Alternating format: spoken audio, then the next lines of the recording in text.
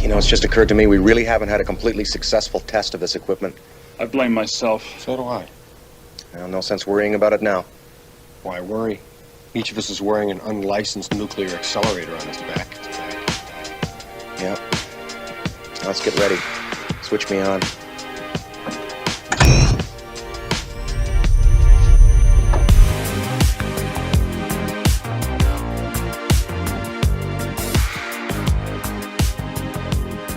I don't think you're crazy. Back off, man. I'm a scientist.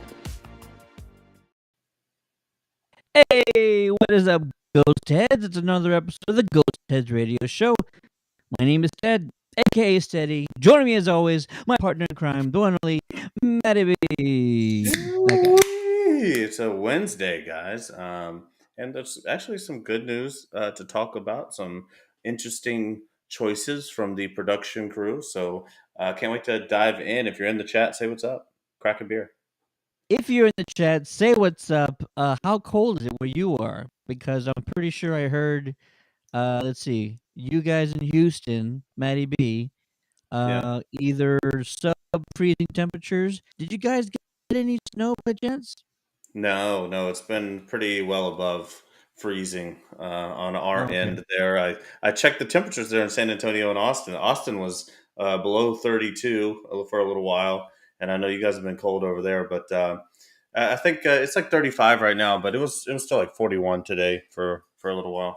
We stayed up, and by we I mean me and AJ Nightwing, my teenage son, uh, hoping to see some snow flurries at least, but nothing. Just some freezing rain. That's all it was. So time well spent. If you're in the chat, say what's up. We got a great show for you guys. We're going to be talking about the news reports surrounding the Ghostbusters Firehouse, aka Ghostbusters 4 production heading overseas to the UK. We're also going to be getting into a buddy of ours who put together a short fan film. Great guy, Jamie Hodges from Report All Ghosts.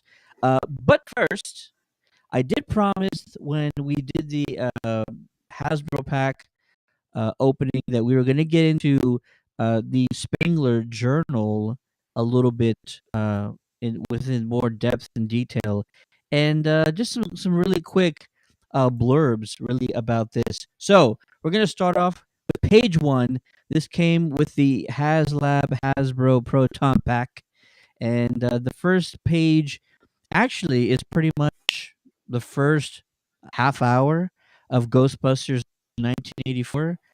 Some really just quick in cool comments about what Egon's thought process was, talking about the good things that happened to his research about capturing ghosts. He talked about the negative things that happened um, during the first movie, getting terminated by the school board.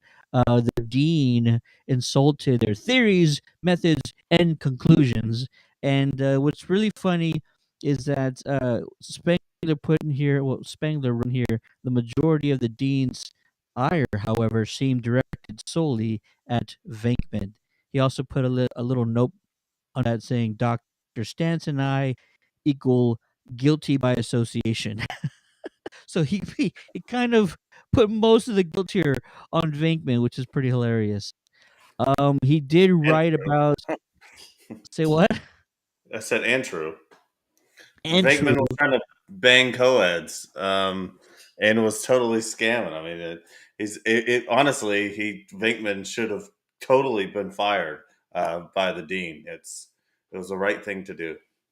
Absolutely. And then the bottom of the first page actually revolves around the Gray Lady. So Egon's notes pertaining to the Gray Lady. He says, according to Tobin's spirit guide, full torso apparition, thrives in silence, responds with aggression when threatened. Confirmation provided by Ray via the scientific method of screaming, "Get her!" which is Hmm. still hilarious to this day.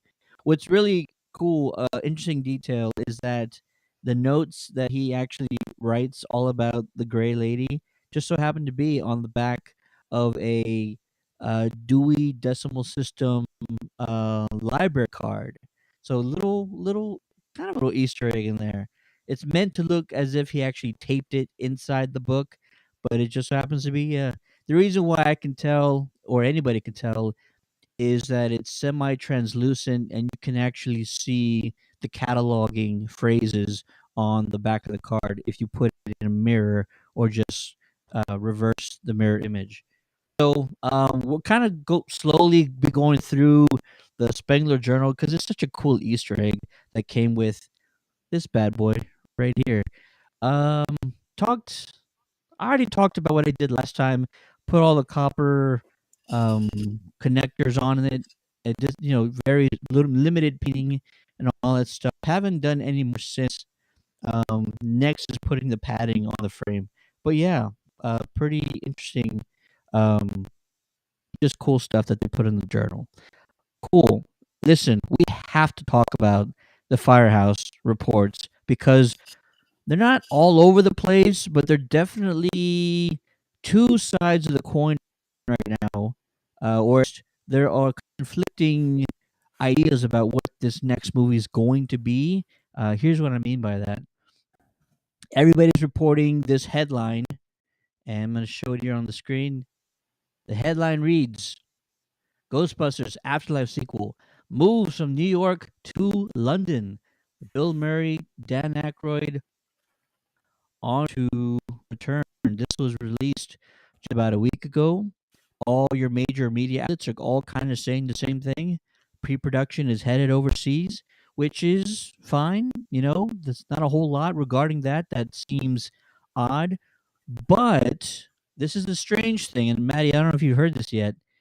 There was a single source that actually reported to one outlet, The Sun, which doesn't always get things correct, but they actually talked about the next film, and this is what they had mentioned to this media outlet. Studio buses are taking a classic franchise, setting it in a new location, but keeping the magic of the original. It's going to be brilliant. Ghostbusters has always been synonymous with New York, but to mix things up this time, the team was thinking of other great cities with a haunted history. London is perfect. It gives so much look back at classic landmarks and British history, but still in an urban setting. Plans look very cool, and getting the original stars interested wasn't difficult. They all love the movies and look back at them fondly. This end quote by this anonymous source seemingly is revealing that we're not going to be in New York at all or very long. That this movie just might be set overseas. Should we take this with a grain of salt? Do you think that there actually might be more to this, or that they're trying to lead us astray? What are your thoughts, Maddie? I don't know. I don't. I mean, it's quite a jump. I just, I don't, I don't foresee it being impossible that some part of the mystery they need to unravel, they need to go overseas to either get clues or meet up with somebody who used to be, associated with them, but we just don't know about yet. Or maybe there's an artifact or something that they need to find. But I don't see them just taking us to New York, calling it the Firehouse. Well, the script is called the Firehouse. It would lead us to believe that it's mostly in New York. I would actually not really like it at all if they took it overseas and then, you know, it's a bunch of British people. I mean, I don't nothing against British people either, but it's just I kind of want this thing to be set in New York. I agree, and it was mostly about the end of Afterlife, where we're seeing the contain seemingly having some sort of a fail. Real quick, Chris Robbins in the chat, he says, I wanted them to visit New Orleans. It's New Orleans, not New Orleans. New Orleans. I love the haunted history of that town. I got a great story about that. We'll get back to that in a second, but appreciate you joining the chat, Chris. Um, so like I was saying, of failing, some of the containment system is failing. That's why alarms going off, and so we would, be led to believe that something is going to happen in New York. Perhaps this is. I got two theories. One of them is far fetched. The other one is not. Do you want the far fetched one or not the far fetched one? I want the far fetched one first. Far fetched one. Fetched reason why they're in the UK. Pre-production is in London. It's because they heard me on a previous stream saying that we should have a sister Ghostbusters location in London, and you have to have two guys on that team, Nick Frost and Simon F. and Pegg. And if you have those two guys in this movie, forming a London-based Ghostbusters team, then this is going to be the most incredible Ghostbusters movie of all time. Now it's going to happen. I remember you saying that actually. You heard it here first, okay? If this so happens to be a thing where like one of those two guys or both of those guys are in it, I'm going to take partial credit. I mean that some heard me say that and they were like, "Oh my god, that's perfect." So, is that what's going to happen? Probably not. That's the far-fetched thing. Here's the not so far-fetched answer. And we kind of heard rumblings about this. Isn't anything that was certain, but there were rumors that the Afterlife sequel was going to be some focus around Vigo the Carpathian, the scourge of Maldiva. If you weren't sure where Carpathia was based back in the, I think it was the 1500s or 1600s when he was alive. He was alive for 100 years, 105 years. It was based in Europe. So perhaps this could be part of the film where we get a flashback. Maybe it's a flashback of Vigo's reign as a tyrant, a dictator.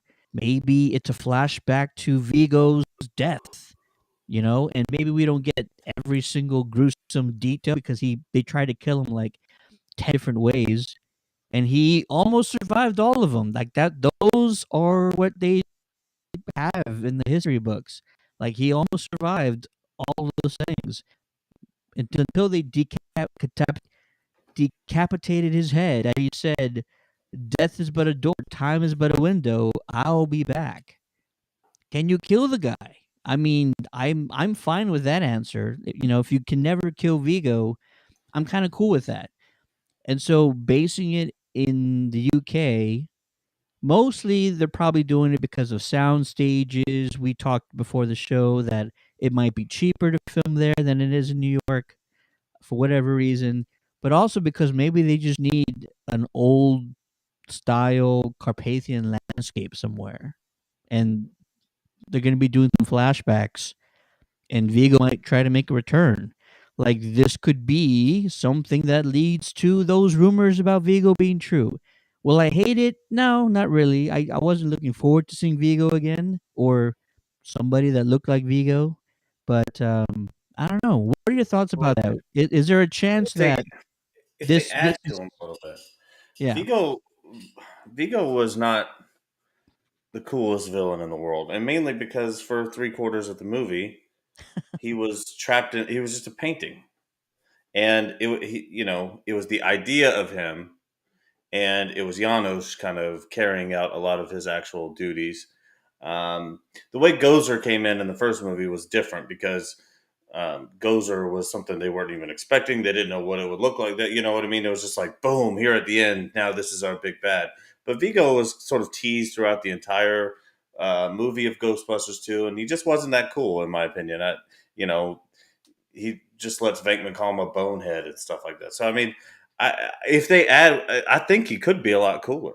I want them to actually add him. I want him actually just being a main villain the whole time. If that's the case, it would be a lot cooler if they added a little bit to that character.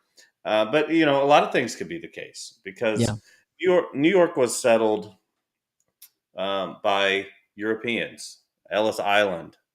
There's a lot of reasons why a ghost might want to return to the UK, or why there might be a tie between New York and Europe for just those simple reasons too. So I mean, but I mean, if you add in that thing, I mean, with kind of wanting a European setting for a Vigo backstory, or maybe that's where he's deciding to come up now because New York didn't work for him.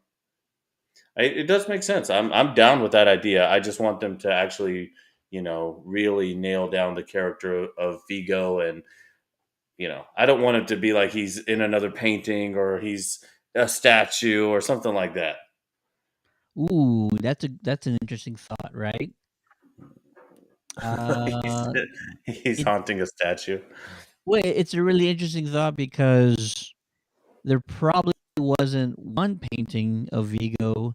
The one that we did see in two was forever changed, right? And you can't unchange it. I mean, we really don't even know how that happened in the first place, There where it has there changed has to be from. more than one painting of the guy.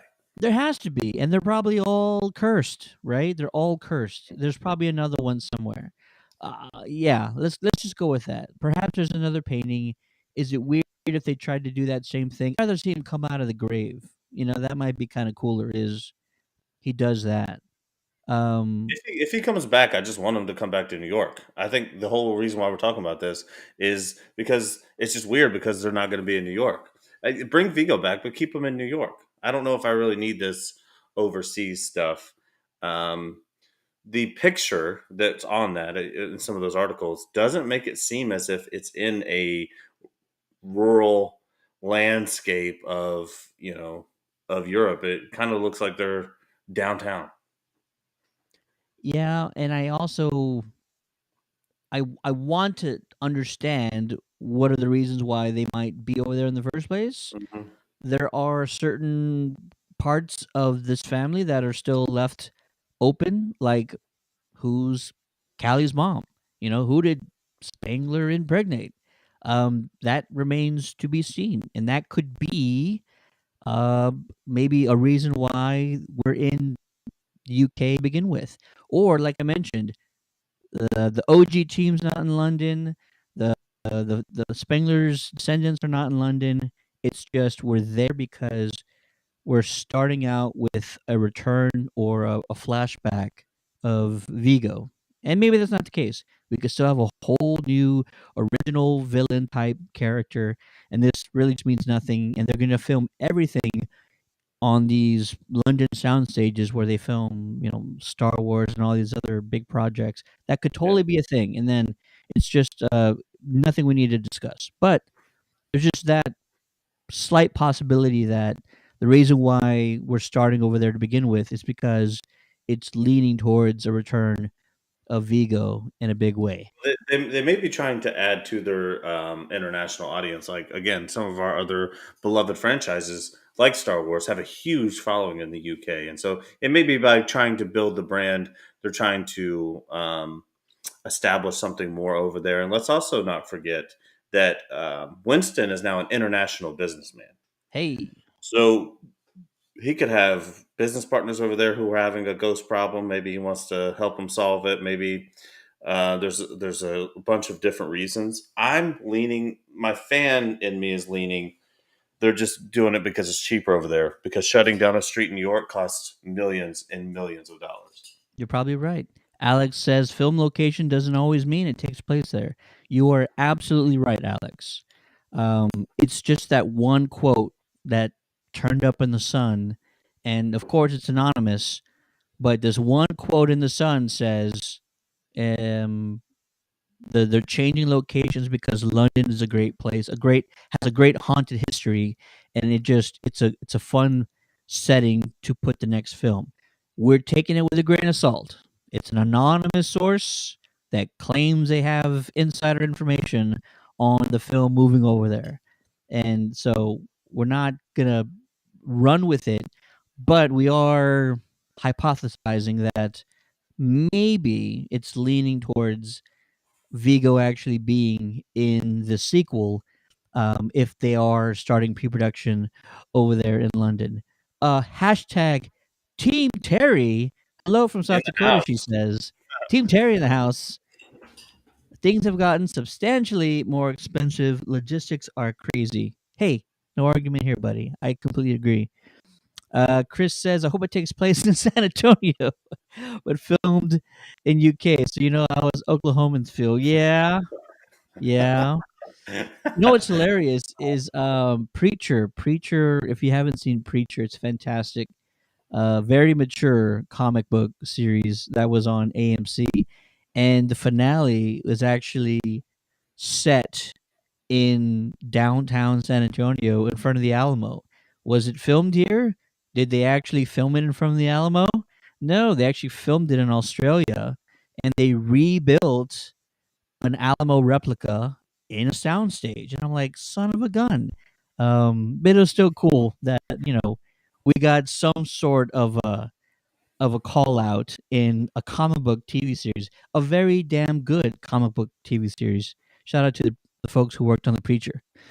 Um, Fantastic. That's all I got.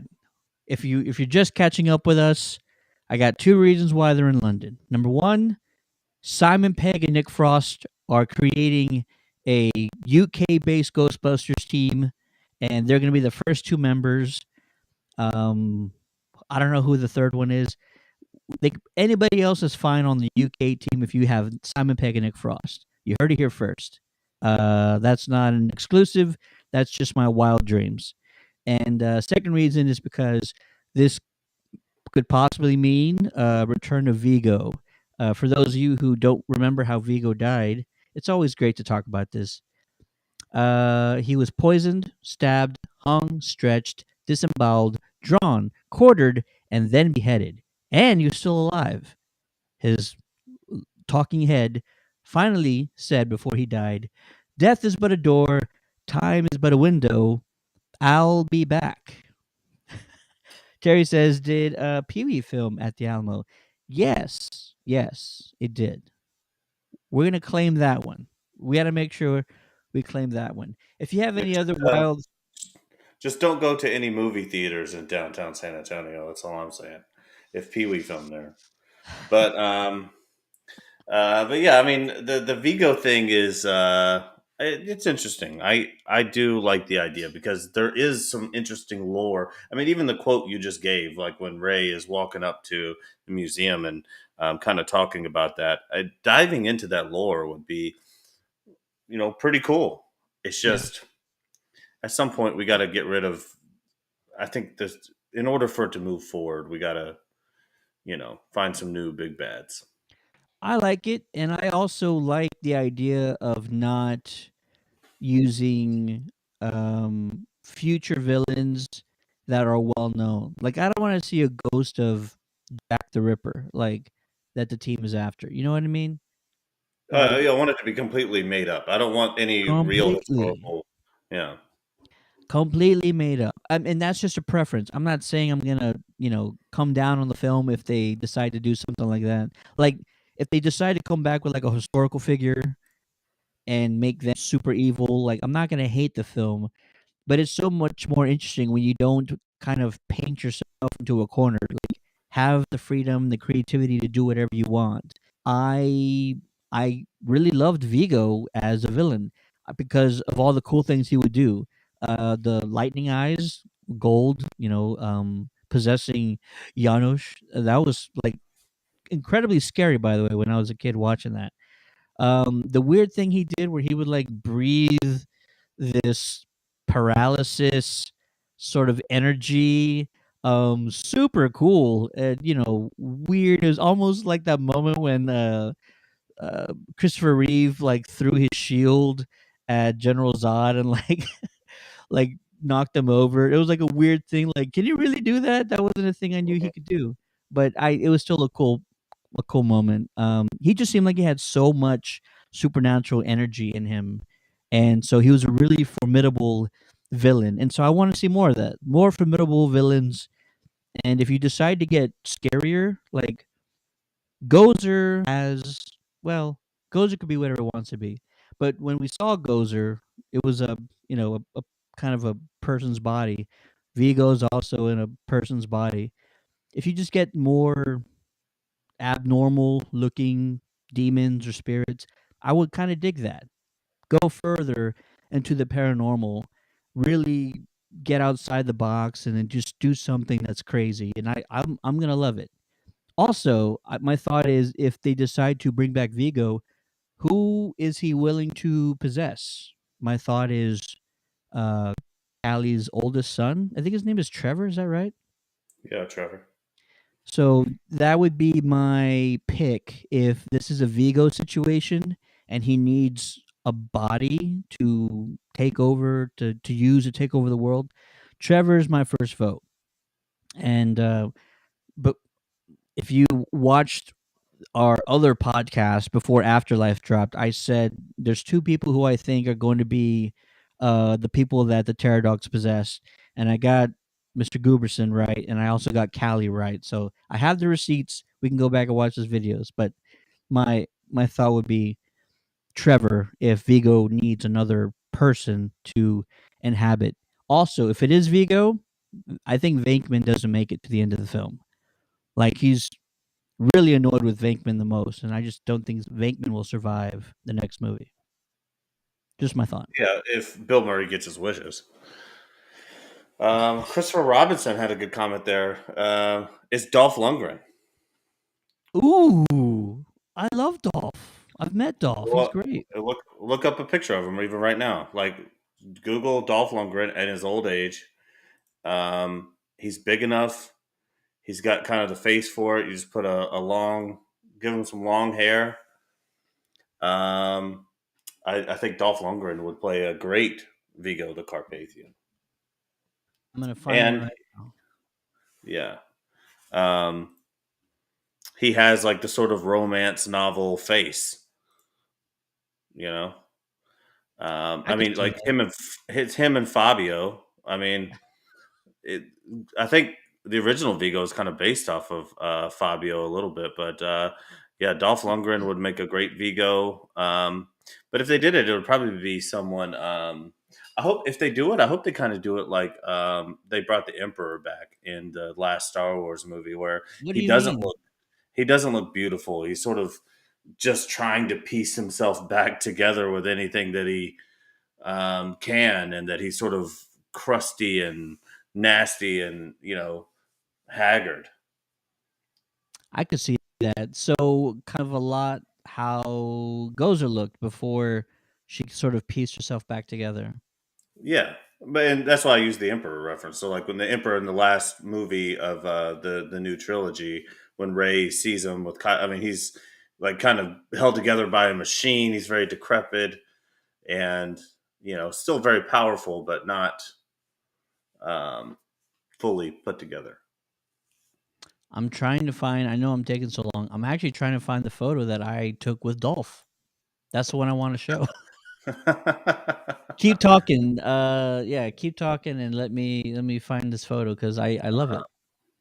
But yeah, it could be some others. If anyone in the chat knows any or can throw them out as well. I think if he does the possession thing again, and again we're diving way into something that may not even happen, but um, it's typically people who are more susceptible to possession. Ray was susceptible in Ghostbusters 2 because of deleted scenes that we didn't get to see in the movie where um, he had sort of come under control another time as well. So um, I would think it would have to be Paul Rudd's character, Gruberson. Unless, what if now here down the road, what if there's a baby? What if Gruberson and Carrie have a baby? Um, maybe they've been together for a while. Maybe there's a new addition to the family.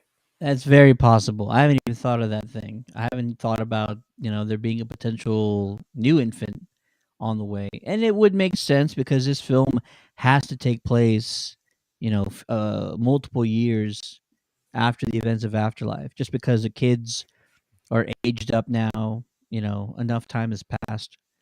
So yeah, no, I agree with that. I think that's a definite possibility. Terry also says maybe it is about Oscar's dad who took a job elsewhere. He ghosted the family. No pun intended. Yeah, no, and that's what we kind of talked about earlier. Why, if set in the UK, which we are still not sure that it is, even though there is this anonymous source claiming that it is, what would be the reason why the family is over there? Is it Oscar's? Um, It could be Oscar lives with his dad now. He probably wanted to get the hell out of New York. Didn't want to be anywhere around Sigourney, who is now with Peter and is still involved in paranormal stuff. And they were like, no, no, no, forget this. You got all tangled up New Year's Eve that year. You're coming over to live with Dad. That is what it is. Because he left to go play in the symphony somewhere else overseas. And so it could be that maybe the key to getting to Vigo is to bring back someone that he had possessed before. Maybe the whole point is to go overseas and get Oscar because he would be maybe a Horcrux, if you will, to Vigo. yeah, no, I agree. Let's see here. Oh, I'm way behind on the chat. Sorry about that, guys. Ooh, Bryce throwing up a cool couple of potential ghosts from the real Ghostbusters. I'm down with either one of those. Although there also is a Boogeyman movie that was announced like last week, and there's a trailer out too. Looks pretty sick. Chris says Dolph. Oh yeah, Rick. Where you been, Rick? It's all good, man. Oh man, yeah, it's okay, man. Hope you're doing well. Lexi Nurse says, yo. Bryce says, Drago. Let's see. Kevin is here. Found an event this Saturday. I will be at it's a 4-day event, but only Saturday in Lansing, which I know of. Congrats to Kevin Quinn, a big fan of the show, a friend of ours who joined the Central Michigan team. Congrats. Legacy Nurse says one thing I liked about Afterlife is that it toyed with some horror elements, like some of the cave stuff that was kind of creepy. I don't want them to go full on horror, but to kind of tease that line is fun. They have to because that's what a good Ghostbusters film does, right? You kind of teeter on is this too scary for like everybody or is it like just on that line of being too scary? I think you have to. 84 was like that. GB2 was like that. Afterlife was like that as well. Kevin says, "Do you do ghost head patches?" We haven't. Have you thought about doing that, Maddie? Yeah, I've gotten quotes. Um, I'm not going to print patches until somebody buys a damn T-shirt. Okay, so I will make patches, but I'm not just going to have them sitting around just to have them. If people want them, if there's a demand for them, if we can get 10 of our ghost heads and say, yeah, we'd like a ghost heads patch, then I will print them up tomorrow. But I have, supply and demand. Okay, we got to have the demand, then I'll get the supply. I don't want to get the supply and then try to create the demand. Makes sense. Makes perfect sense. All right, I can't find my Dolph photo, so I'll just find. I apologize, I couldn't find it. I apologize. Dolph does look great though, and I feel like he's been getting a lot of work recently. Like he's not one to shy away or slow down from anything. I He feel just like has this. He just has the stature, and especially now that he's gotten older, he kind of has like the face shape. Um, he's Vigo needs to be sort of big and formidable, but they don't have to cast anybody famous for that role either. I'm sure there's plenty of big blonde dudes who. But I mean, don't you think he would make a good Vigo? I mean, just put long hair on him. can I just say that he puts like us to shame, especially me. Like he's what in his 60s maybe, and he looks phenomenal. He's like a specimen. He's just incredible. This Yeah, guy. he's like a more ripped Greg Norman, but he looks. I mean, he looks fantastic. I'm gonna have to go get my dumbbells and do some curls now on the stream. Ted, get this off of here. Oh man. Let's see here. The first film walked that line perfectly. Yes, absolutely. And you know who knows that more than anybody? Jason. Jason knows that more than anybody. So I would not expect anything less, but for them to replicate the same level of balance between horror and comedy. Like Afterlife, for those who said like, "Oh, it wasn't that funny," yada yada. I had a great time. I was laughing my ass off in Afterlife, and I saw it 3 times, and those jokes like hit every single time. Most of it was Phoebe's like dad jokes, but I love dad jokes, so I thought it was great. Kevin says, "Can I get a shirt as well, Ted? Still waiting on that third package." Hmm. We'll talk, Kev. You should have gotten that by now. And Bryce says he eats spinach every day. That's what it is. That's what it is.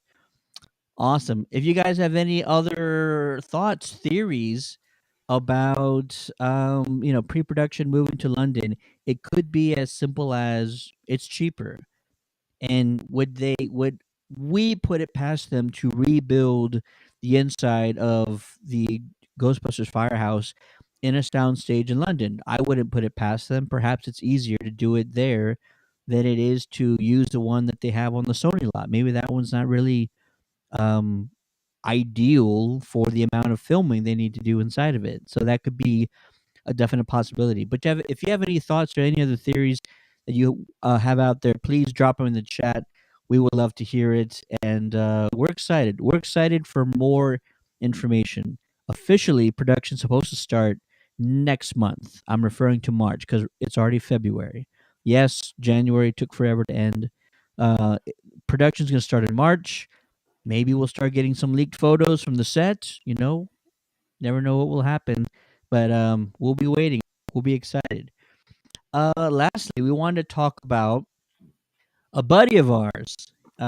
He's probably busy right now. I don't know if he's watching, but if you are following or subscribed to the Report All Ghosts channel, then you might have heard about a little fan film that Jamie Hodges did, and it's called Ghostbusters Discover the Past, and it's a really quick uh, short film. We're gonna show like just a bit of it to kind of show you guys what he put together. If you want to see the rest of it, we'll throw the link up in the chat. I highly recommend it because he put a lot of work into it. You can tell. We're really excited for him, and that's why we're showing you here today. So, for those of you who haven't seen it, we're gonna just show a couple of minutes.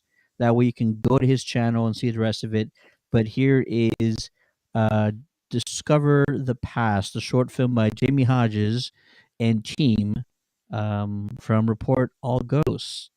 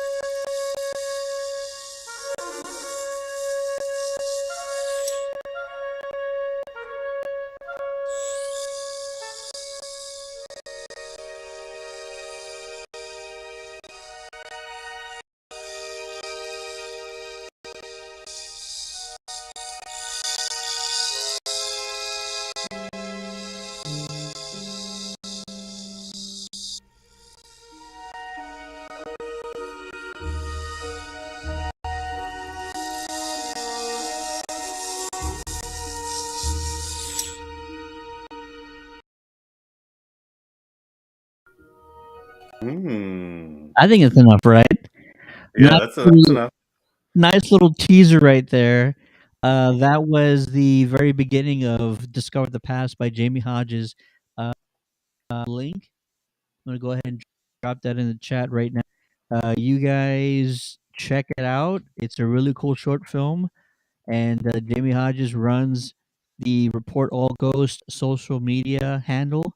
So he's always talking about Ghostbusters, about news, about updates to Spirits Unleashed. So if you're not following him, you really should. Great guy, super funny, and he's with the Virginia team. So shout out to the Virginia team who may or may not have helped him in this one. But yeah, fantastic product, and Maddie can't wait to be in the next one. If there's a sequel, Jamie, give Maddie a I'm, call. He's I'm ready to flying. see it. I'm flying. I love it when people get so good at. I mean, it's just so well edited, and some of the creative things, the staticky "Do you believe in magic?" kind of coming through. I mean, he kind of hit all of the little tropes, and it's not the most in depth. There's not a lot of story or anything, but it sort of plays on some '84 themes, definitely some afterlife themes, and sort of ties into the Hasbro pack. So I thought it was cool. It was creative. I love seeing people being able to do things that I can't do. That's why I watch sports. So I'm always entertained when I can see someone that I know doing something so well. So definitely go check out his video, subscribe to his channel, and throw some likes on it and give it some traction because it's cool. It's neat. Absolutely. If you haven't heard yet, the DLC that we talked about last week for Ghostbusters Spirits Unleashed has officially dropped today. So go check that out. For a rundown of what was included, you can actually check out our last week's show on YouTube or Facebook to get all the information about what was included in this DLC. There's a new map, which is pretty cool. They brought Muncher. They have some skins that they're giving away. For that information, head on over to Ilphonic on social media and find out how you can get those skins. There's also a new tenure system, so they have a second tenure. I don't know who has that much time to get to the second tier tenure already, but more power to you, man, because I know that's not an easy feat. So, yeah, getting to the second tier tenure, like it must have taken a few hundred hours to probably do that. I Oh, assume. 100%. I think maybe even later on tonight, I'm gonna log in and try to get some of the DLC. I definitely want to throw on the '84 skin. I want to see what it takes to get the belt gizmo. Right now, I kind of have like a very new age Ghostbuster with the tank top, the stuff tied. But I think I'm gonna go and switch everything. I'm gonna go and switch everything right back to just 1984, as closely as I can get to that. And that's probably the best part about the DLC is that they have the shells for the proton pack, the PKE meter. You can get everything 1984 style if you want, or if you're like me, you might go ahead and put these shells from the real Ghostbusters animated series on there. Yes, in case you missed it, they have the actual proton pack, the actual PKE meter from the animated series, and that's got to be a ton of fun to kind of pull those bad boys out and do all that stuff. I owned one. I owned the PKE meter, and I owned the proton pack from the real Ghostbusters. That was my first proton pack. That's probably a lot of people's The first proton pack. the I Kenner. love the Kenner. Yeah, I love that damn PKE meter because you could spin it. There was the it's so stupid, but the antenna would spin, and it was manual. You had to like there was an opening on the back of it, and you would spin the base of the antenna to make it spin. It was just so cool. I had damn, I had it all. I had the slime blower, son of a gun. I forgot about that. I had the slime blower, and I had the ghost trap, the Kenner ghost trap. I pretty much had the whole set. I didn't have any of those toys. But I still played Ghostbusters. But my PKE meter, it was a Teenage Mutant Ninja Turtles walkie-talkie. Uh, Hey, but it looked like a shell, but the front of it was green, and it had these little antennas that would come out of the shell if you like rolled up on the button. So I just got like an old flashlight and just kind of taped um, this walkie-talkie to the front, and then I would be able to make the little antennas on it kind of go up like the PKE meter. And then my first proton pack was an old JanSport that I took. Felt. It was a black backpack, but I took these little felt, cut little circles out to make a little cyclotron. Um, had found an old computer cable to make a little ribbon cable. But I had no Ghostbusters toys whatsoever. I none. none. I had no Ghostbusters toys. Not even the firehouse. Nope, no Firehouse, nothing like that. Some of my coolest toys I had growing up were like Batman toys. I had like the Batarang, the ones from Batman Forever where you could like shine the bat light on the wall and it would shoot a dart. Um, I had stuff like that, but I was like I had like wrestling figures. I had a Hell lot yeah. of wrestling figures and collecting cards. Like Pokemon was huge for me. Yu-Gi-Oh was really big. So anytime I got a little bit of money, I didn't buy toys. I was buying cards. Hey, those were the best times when you would play is when you would have your Ninja Turtle action figures or your wrestling action figures Oh go yeah, and ask the Ghostbusters for help, and they would go to Venkman, they would go to Zetamore, and they'd be like, all "Hey man, crossovers the began there. crossovers were the best. The crossovers were the absolute best." My firehouse, I've talked about this before. I had a couple of wrestler action figures, and I had one wrestling ring that never lasted because those damn strings were worthless for the ropes. But my firehouse ended up being my pay-per-view entrance to the wrestling ring. All of my action figures would come out of the firehouse to get into the ring.